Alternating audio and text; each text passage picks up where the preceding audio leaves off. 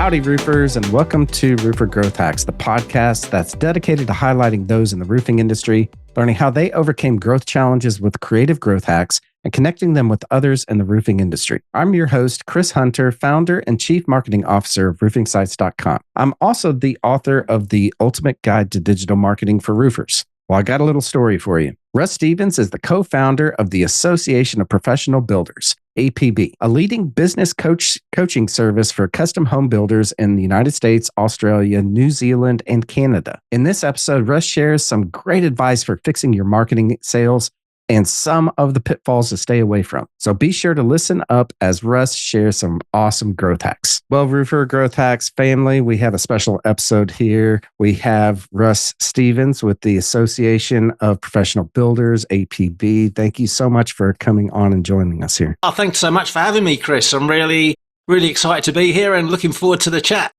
Awesome. Well, let's kick this off. And why don't you tell us a little bit about yourself, your entrepreneurial journey, where you started, where are you now? Yeah, well, I'm quite old, so this could take a bit longer than maybe you've allowed for. But I guess if I maybe focus on a bit more recent history than all the history, I sold my company in England, distribution company, in 2006 to move to Australia. I needed something to do when I moved to Australia. Otherwise, they were going to kick me out after 3 years. So I had to figure out something, and I had a close eye on construction because, it's a very strong growing category in Australia, as it is kind of around the world. Appeared to be booming to me at the time. And I came across a product called Co-Construct, which is a project management software solution that was developed in the US. Actually took that to Australia, New Zealand, and the UK. I signed a licensing agreement so that we could actually promote that, and signed up over 1,000 builders over the next few years to that product. But what that did was it opened our eyes to the gap that builders had, because whenever we'd set them up with Co-Construct, we'd always ask, have a chat, talk about what was going on in the business, and realized that they were struggling with generating leads. So we then launched a marketing agency just for builders where we were generating leads. That led us to realize that you can generate good quality leads, but unless you've got a sales process, they're still going to struggle. So in 2014, we actually launched Acris Sales Training, which a year later developed into full-blown business coaching, APB. Wow. Because even though we were generating leads and teaching builders how to close, they still were time poor and weren't earning the margins. So that's how APB came to be in 2014, and we're now actively coaching over 800 building companies in 5 countries. Wow, that's amazing. 800 coaching clients. That's pretty cool. All right. So I want to dig a little bit more into that because I feel you on the marketing side of things. I run marketing agency, obviously, and we generate a lot of leads, but the very first problem that we've run into is sales, right? They're just not picking up the phones or whatever. There's lots of issues there. What can you tell us would be a simple thing that you see them not doing? And I say them, and we're obviously talking about roofers here, but anyone in the construction industry is probably having the same issue. Yeah, look, I think anyone in business, especially small business, has this particular issue, and it's following up. Sometimes I think, especially small business people, they don't want to be salesy. Yeah, they feel a bit awkward. They don't want to be pushy. They kind of think, well, I'm delivering a great service. The people will come.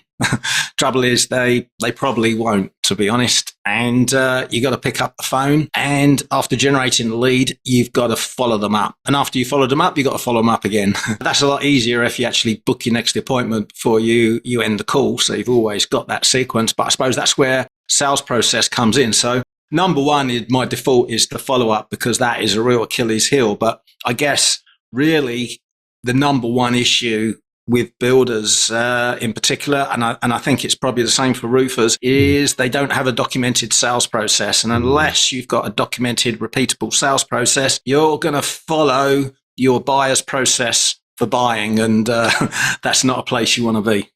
Yeah, absolutely.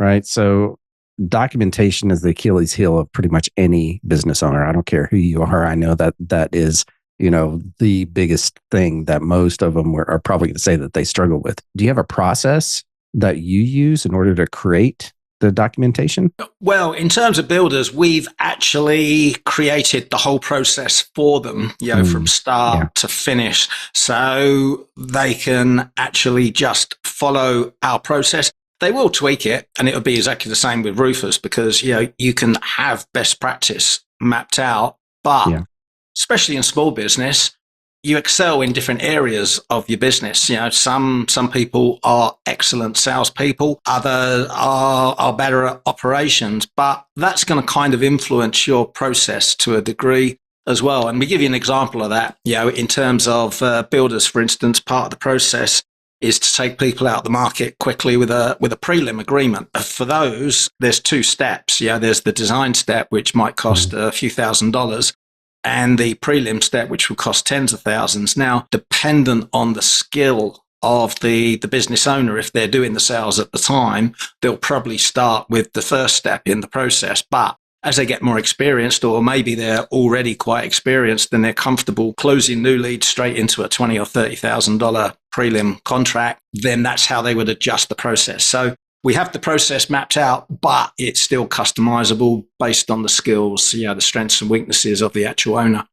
Interesting. Love that. Now, on the business coaching side of things, I want to dig into that. But are there specific frameworks that you use, or is this your own framework that you've developed for builders? In terms of how we coach builders, it is our own frameworks. We've developed over 60 of them now, which we have in our online portal that they're mapped out. So step-by-step how-to training, templates, calculators, step-by-step how-to guides, etc. However, I can't say that we invented all this information. It's an accumulation of best practice in terms of business, but also working closely with builders over the last 10 years and seeing what is working best in the marketplace and documenting those processes. So you've got to give credit to the builders that we've been working with over the last 10 years as well for a lot of our systems. Love it. Absolutely love that. Well, who is your ideal person that you can help out, on the coaching side of things? Ideally, it is a residential home builder doing new homes or large renovation projects. So we don't deal with commercial builders, subcontractors, lawyers, dentists, anyone like that. And they are under the age of 55, which might sound a bit ageist, but I think I can say that because I'm over 55. But the problem is what we've seen is when you go past that age, a lot of builders tend to develop a fixed mindset over time, which then holds them back from doing things in a different way. And a lot of that is the realization that, they've been doing it tough really for the last 30 years. And to have someone like us come along and saying, well, if you did this and that, and you'd have 10% net margins and $500,000 a year salary, that's just too much for a lot of people to cope with, because it's like saying you've just wasted 30 years of your life. So they clam up completely. They just say it's not possible. And they don't want to hear about it. So we focus on builders below the age of 55 for that reason. Okay. Interesting. Yeah. I haven't had much experience with that, but I think that most of the roofers that I do talk with are getting closer to that age that they're trying to build their marketing system so that they can retire. When I do talk to folks that are over that age limit. Yeah, look, we do have guys come into the program, but they are the exception, of that age, but they are the exception rather than the rule. But you're absolutely right. There is that realization as they get close to retirement that they can't afford to stop. And it's quite sad when that happens, but there's always hope. It's all about what happens from this point onwards rather than, what has been happening. But like you feel their pain, don't you, when they get to, they work so hard for so long, but realize they can't afford to stop now. And they start changing the way they do things and start generating real profit. And then they're thinking, if only I'd known this like 10, 20 years ago. But hey ho, it is what it is. Absolutely. So what advice would you give to new roofing company owners just starting out, right, in the industry? I would say get your marketing figured out. You've got to have a niche in order to succeed in business. That's probably the number one thing I would emphasize right from the start. And, in terms of that, it could be residential, could be commercial roofing, industrial, green roofing, historic. I came across a roofer years ago, actually, before APB started, and he did historic roofing, which was a very extreme niche, but he was doing exceptionally well. I think he had about 30 roofers working for him. So obviously that depends on your location, but storm repair, flat roofing, you've got to specialize and become an expert in a niche. And it's counterintuitive because, a lot of people might think, well, if I just restrict myself to that niche, then I'm going to miss out on the other work. But the reality is you won't, because you'll get so much more work in your particular niche that you won't need anything else. And the reality is people, as you build your reputation for being the expert, other people will come to you with other work anyway. And the question is, do you want to do it or not? But the riches are in the niches. It's an old saying, but it's so true. Awesome. So what are some common mistakes that you see contractors make in general, and how can they avoid those? I think the biggest issue for anyone in the construction industry really is, or most people in the construction industry, is they are commodities. They've set themselves up as commodities, and by that they quote a price, which means they then compete on price, and that's not where you want to be in business. You need to be competing on value, so demonstrating value, providing value, and moving away from the price. Because if someone says, give me a quote on this roof, and you just provide the quote without any other value, they're not going to stop at you. They're going to look at 2 or 3 or 4 or maybe even, depends how much spare time they got, 20 other roofing companies. And what they're going to look at, they're going to look at the price, because they don't always understand, how to compare 2 different quotes. May not be as complex in roofing as, say, building, but we even get it in building where, it's quite obvious to anyone in the industry that no 2 quotes are the same, but the consumers don't see that, unfortunately, so they look at the bottom line. So you've got to provide value, and the way you do that is through content marketing. So this means developing a marketing strategy where you are creating content, blog articles, videos, follow-up email campaigns. You've got to be answering that question going on inside your prospect's mind and delivering real actionable value, stuff they didn't know. When you deliver information they didn't know, you are perceived as the expert. You won't find yourself competing on price when that happens, because people, believe it or not, people do not always go for the lowest price. They do look for other things, but if you're not showing them other things, then you might believe that you're losing out on price. Yeah, it kind of reminds me of the meme where you see the guy getting a tattoo, and the really cheap tattoo is like hand drawn, or like a stick figure, and the really expensive one looks really nice, right? There's always someone cheaper, isn't there? Yes, absolutely. Right. And I 100% agree with that. Content marketing, obviously as someone that produces content, I've seen the shift in my own business on when I started generating content for my own business. And that's trickled out into some of the clients that we coach as well on, hey, you've got to be using that $1,000 machine sitting in your pocket right there, right? Just pull it out and show your expertise on things. So I absolutely love that. It's what we're doing right now, isn't it? We're just providing absolutely. value. Yeah. Right. It shows you're the expert. So I absolutely love that. Well, looking forward, right, there's a lot of things in the industry, and you're talking marketing, so you're right up my alley here, right? But there's all sorts of other things. Looking forward in the construction industry, what are some trends that you're seeing that we should really all be paying attention to? Yeah, there's a number of things going on, which makes it quite exciting, really.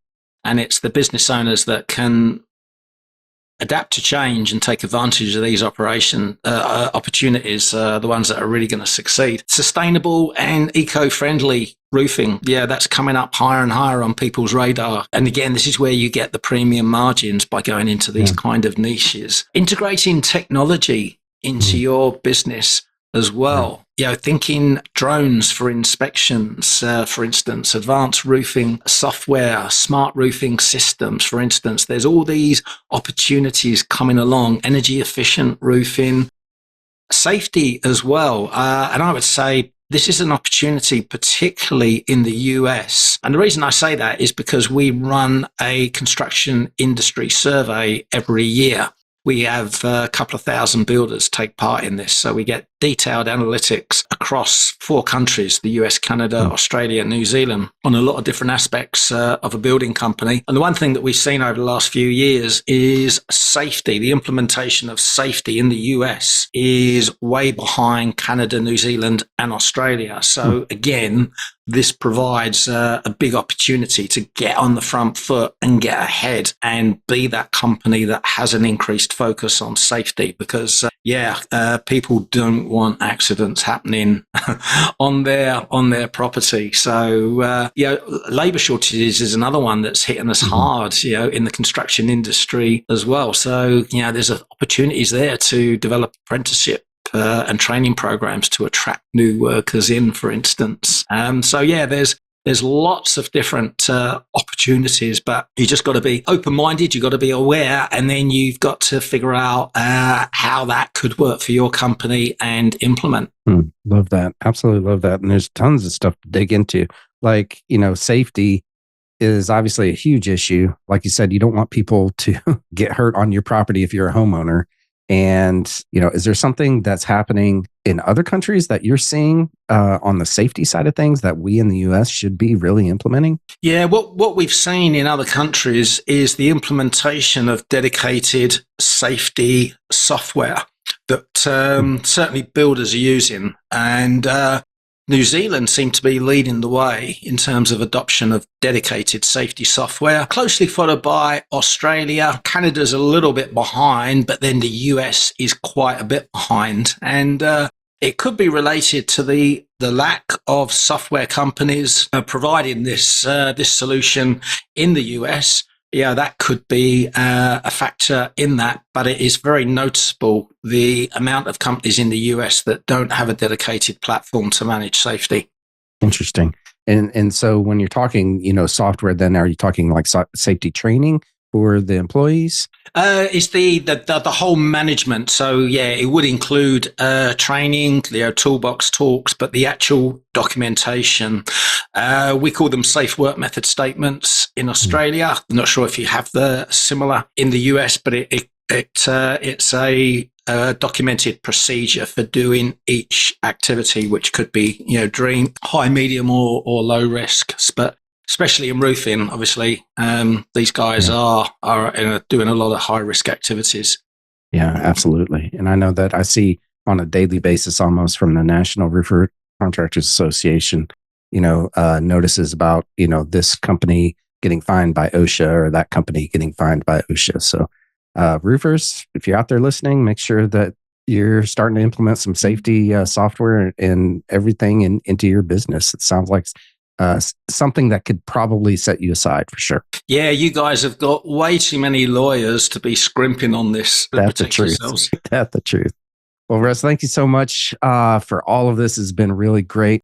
We're going to head into our lightning round, but before we do, we're going to pause here for a message from our sponsor, roofingsites.com. Since 2018, roofingsites.com has helped roofers double their sales by getting their marketing right using the 4R roofing marketing system. If you're a roofing company owner wanting to grow your business, be sure to go to roofingsites.com and sign up for a roofing marketing strategy session with me. All right. And we are back for the lightning round. Are you ready, Russ? There's one rule. There's one rule here. Basically, you have a minute or less to answer each of these questions. All right, let's start with the first one. Russ, what is your favorite personal hack? This could be a book, a podcast, pretty much anything goes where roofer growth hacks. I think that would be a podcast. It's a podcast called You're Data Driven. It sounds like work rather than personal, but it is actually about competing in motorsport. So it is a personal one. Interesting. That's cool. Awesome. All right. So next question. What is your favorite business hack? Again, this could be a book, podcast, anything goes. I'll go for a book on this one, and that is Influence by Dr. Robert Cialdini, which is a fascinating book that was initially written to protect consumers from conmen. It flopped, and it was then picked up by the sales and marketing industry and became a bestseller. So it's a very interesting read.